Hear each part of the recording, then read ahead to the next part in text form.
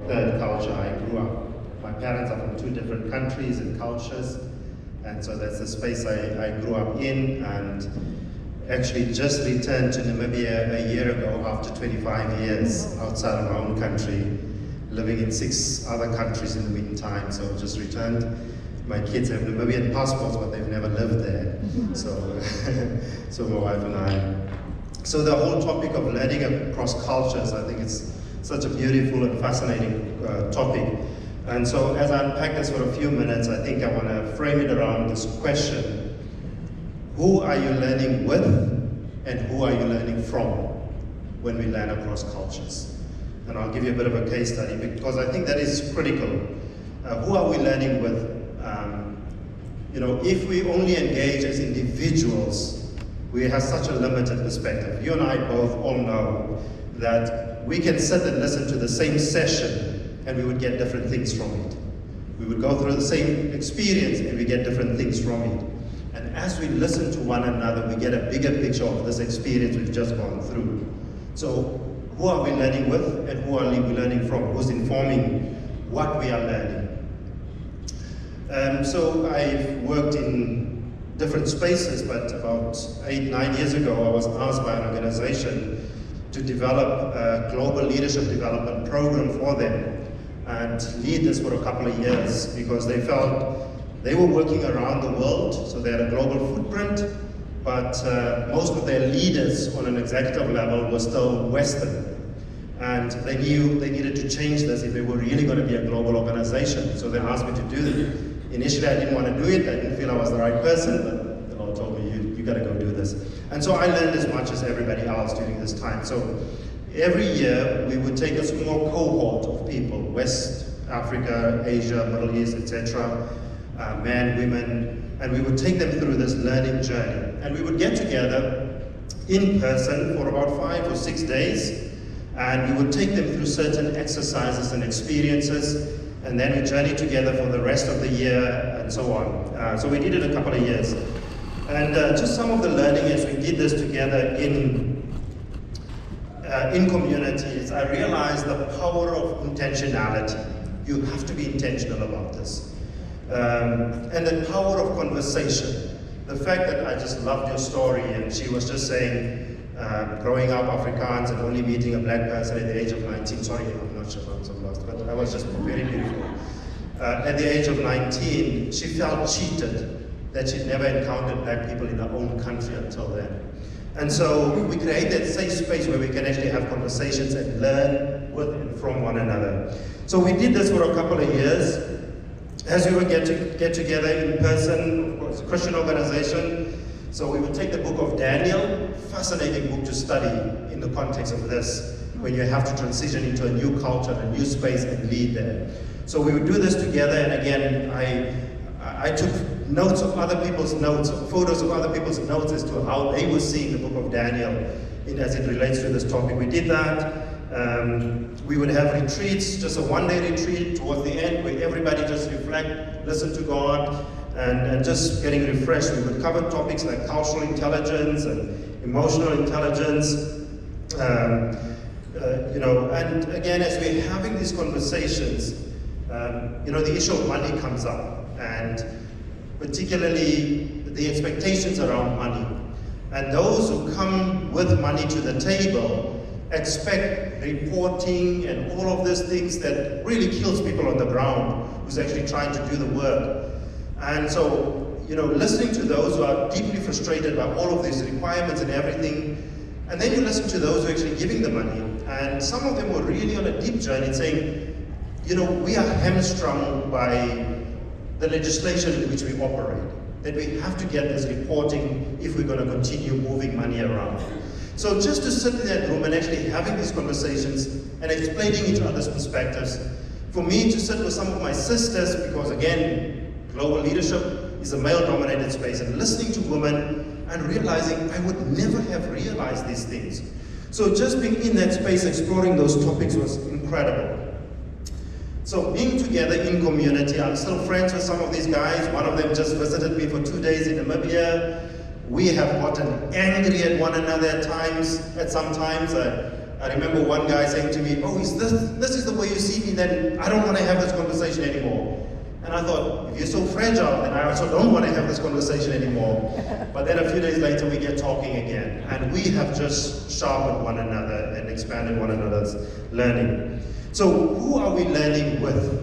How diverse is the people that we're learning with? Or is it just our own people?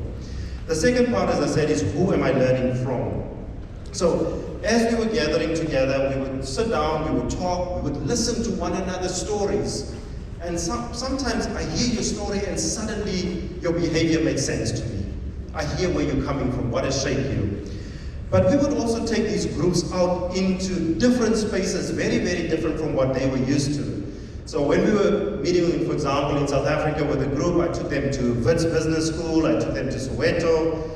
When we were meeting in Singapore, we would go to Red Light District, we would go to the Lee Kuan Yew School of Public Policy, meeting with the Dean, Kisho Mabuban, and meeting with the executive of one of the chairman of one of the top 5 banks in Asia, sitting with them in their boardroom, man of faith, listening to his journey, and your world just expands, and you just realize. And I'll tell you a story just about one of these learnings. So we recognized we needed to diversify as a community who we're learning from. Because the danger is you can only engage with people in your space that you operate in. And the world is so big. As a global leader, you have to understand how the world works on a larger scale. And more importantly, if I am faced with something, where do I go to for somebody to help me understand what's happening in that space? So that was incredibly powerful for us. You know, one of the exercises, and when we just have a discussion, I would want you to reflect on this, that we got to do with the groups was just helping them do an audit. If you have to make a major decision in life, who would be the top 3 people you go to? Or maybe even top 5. And as we did that with them, they realized all of those people are very similar. So you don't hear diverse voices, and yet you make decisions that has global implications. So who are you listening to? Who are the voices that speaks into? Are you intentionally seeking out diverse voices to help you understand complex issues? So I will get back there. But you know, and again, I just realized I eventually left that project. I realized equipping leaders is one thing, but often these leaders step back into organizations that has emerged out of a certain context and have a culture, a structure, a system, processes that forces them to conform and assimilate leading in that space. And only then are you seen as a credible leader when you lead like them. But God has made us diverse. So how do I bring my authentic self into this? And so that made me realize we need to change the spaces in which these leaders operated. So eventually I did my master's research in that particular topic. How do we foster globally inclusive organizations? And even as I went through that, and I looked for different places around the world where I could study, and there's one university that advertised this global leadership program, and I got into this program, and eventually when I looked at all the prescribed reading, 98% of the prescribed reading was Western. And yet you're talking about a global leadership program. Where are the other voices? You know, just a couple of weeks ago, being back in the country, I went to walk into the mountains with a guide. One of the largest concentration of indigenous rock art is found in Namibia. And this was a local guy who took me. And we walked for 2 hours to some of these rock art paintings, and he was telling his story to me. I wish I had my kids there, and I'm going to take them back there. But I felt like I was really doing a master's program on indigenous knowledge. Do we see that as valid people to learn from? So that's what we did. And so my question to you is, who are you learning with? Who are you learning from as we seek to impact the globe for the kingdom? So around your tables, maybe just to reflect on that, as you think about your community, particularly, and I love what, sorry, I just let me get my actually, not people who are our peers, who are equals, who can challenge us, who can really ruffle our feathers. So not people who work for us. So how diverse is the community that you're learning with? And what is one thing that you learn from somebody who's very different from you that changed your life? What is one thing that you learned? So around your table, if you can just reflect on that. Just maybe your community and what is one thing that you've learned. Thank you.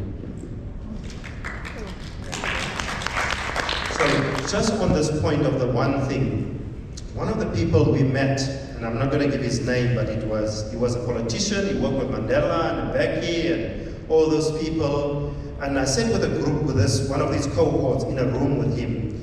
And we asked him the question, how do you form a really an inclusive community where there's not just equality but equity? How do you do this? And he's been involved in some major global negotiations, Iraq war and all of that. And his immediate comment to us was, you have to deal with power. If you don't face power and powerlessness, you will never get there. And that has become a track that I've gone down, and I've just realized he was so right. So that's one thing I learned from one of these people. So what is it that has really challenged you?